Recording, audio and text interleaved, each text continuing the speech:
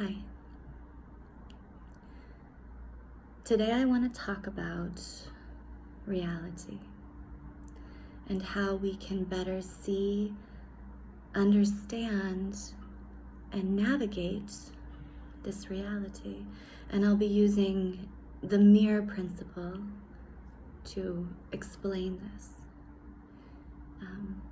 Now we have these complex body computers, and it's our thoughts that generate the electricity of these bodies and the emotions that generate the magnetism. So the three ways that I'll be discussing are: we see what we are not, what we are, and what we want. It's very easy to see what we are not. A basic example is if I were to hold up a mirror and look at it, I'm viewing myself in an opposite reflection to how the world sees me, like flipped. Okay?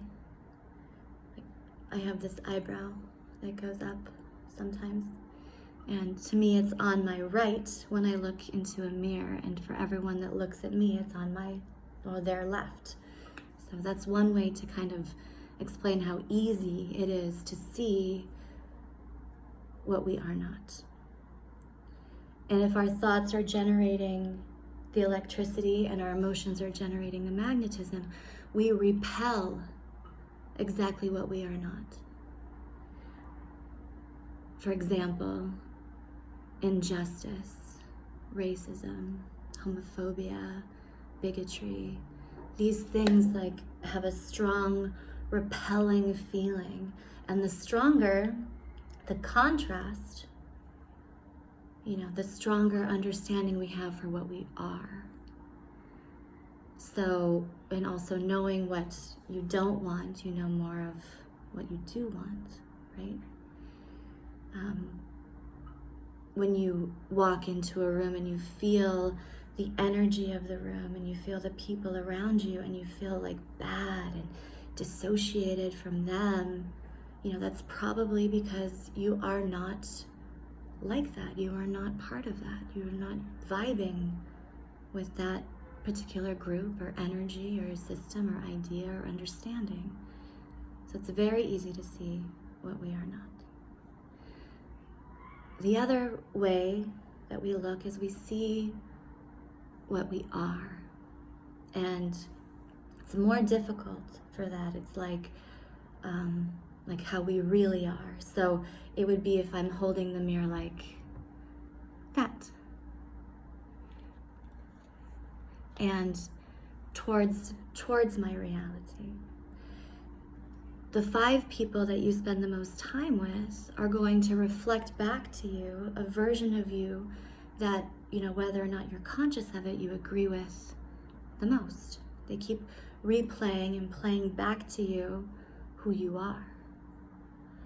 I think sometimes that's also why relationships stop working, is because we don't like who we are reflected with this person. Right? That's seeing what we don't want again. But and if you want to know more who you are, you have the electrical sensation, the magnetism, and you're attracted to that. You feel good about it. It's pulling you. Like attracts like. That's sort of how the law of attraction works, is that you know what you want and you move towards that. You move towards that bliss or that understanding of who we are. The third way to use the mirror is to see what we want.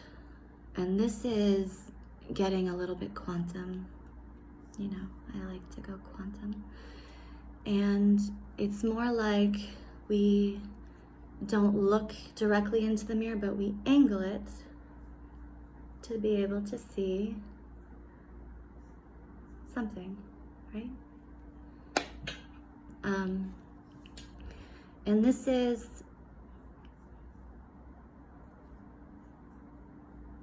the part of the mirror that is a little bit more tricky.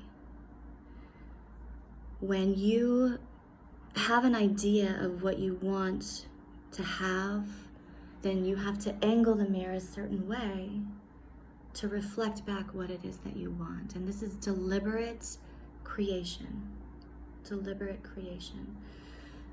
I'll give you an example. There's a book written by Pamela Grout. It's called E-Squared, and it's a scientific method to the law of attraction.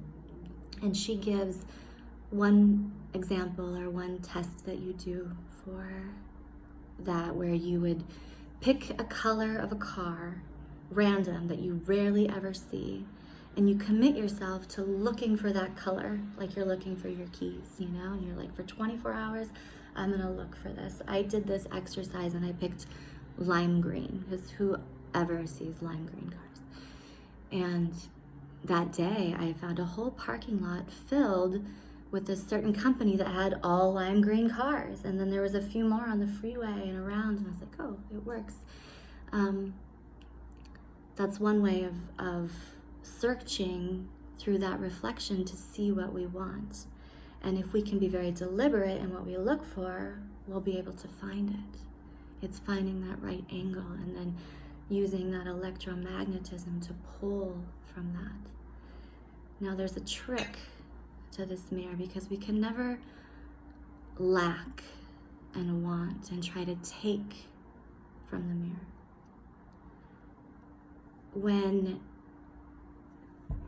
When you are trying to take from the mirror, you actually see the reflection taking back for itself. Like, I want this and I want this.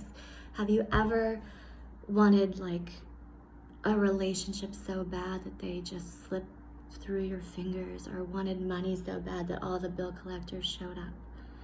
You know, there's this dynamic of like, oh, things just, I want it. When you want something, it's because you don't have it and there's a lack. And then you have desire and then you suffer. And so you have to actually give to that mirror.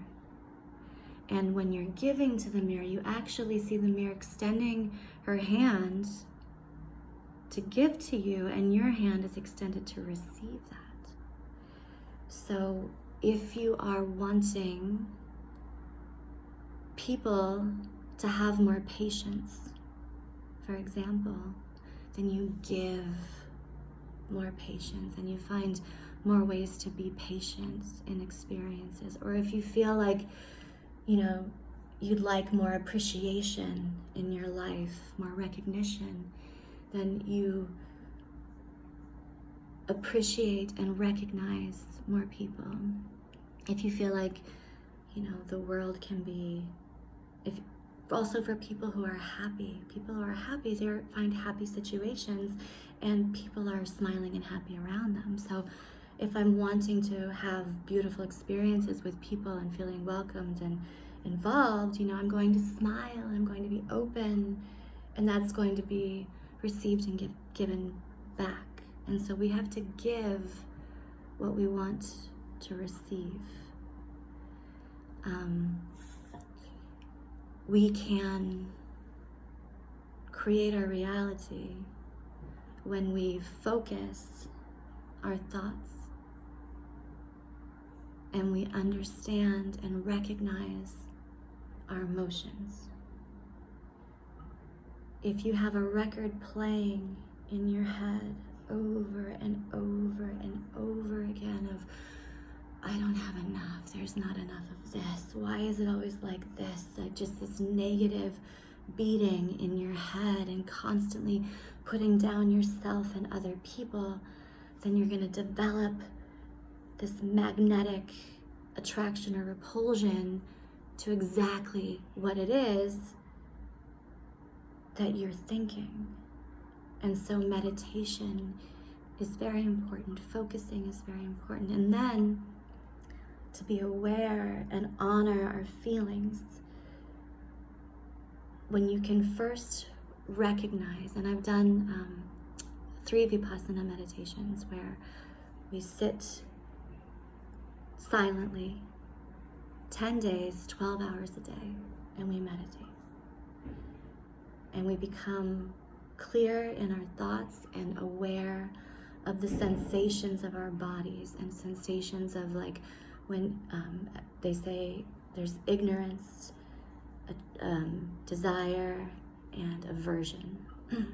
The Buddhists say those are the 3, suffering. We suffer from desire, we suffer from aversion, and we suffer from ignorance. With desire, we suffer because we want something and we don't have it. Aversion, we suffer because we have something and we don't want it. And ignorance is we don't even know why we're suffering, but we're suffering. And so ignorance is the hardest one. Have you ever met an ignorant person in your life? It's hard. Have you ever been ignorant? That's even harder. It takes a lot of humility to come out of that. So, focusing on the electricity of our thoughts being generated, becoming aware of our emotions, knowing what we are not, knowing what we are, and being able to hone in that exact angle of exactly what, I don't know if I can even get it, of what we want.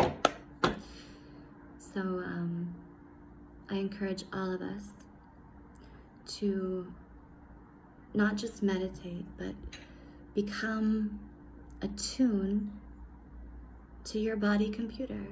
And one way that we can become more attuned is through rest and diet and exercise, because that makes it more clear to us, what we think and how we feel, and less of a victim of our own reality, but more of a deliberate creator of what we want and who we are. And I suggest surrounding yourself with people who feel like sunshine, people who feel good. Catching your negative thoughts and stopping it as soon as you do, and replacing them with, like, positive thoughts. And if you have these stuck emotions, find positive ways to get them out. Go for a walk, go for a swim, stretch, but feel good. And then when you really want something, when you really, really want something in your life, instead of seeing the lack of it,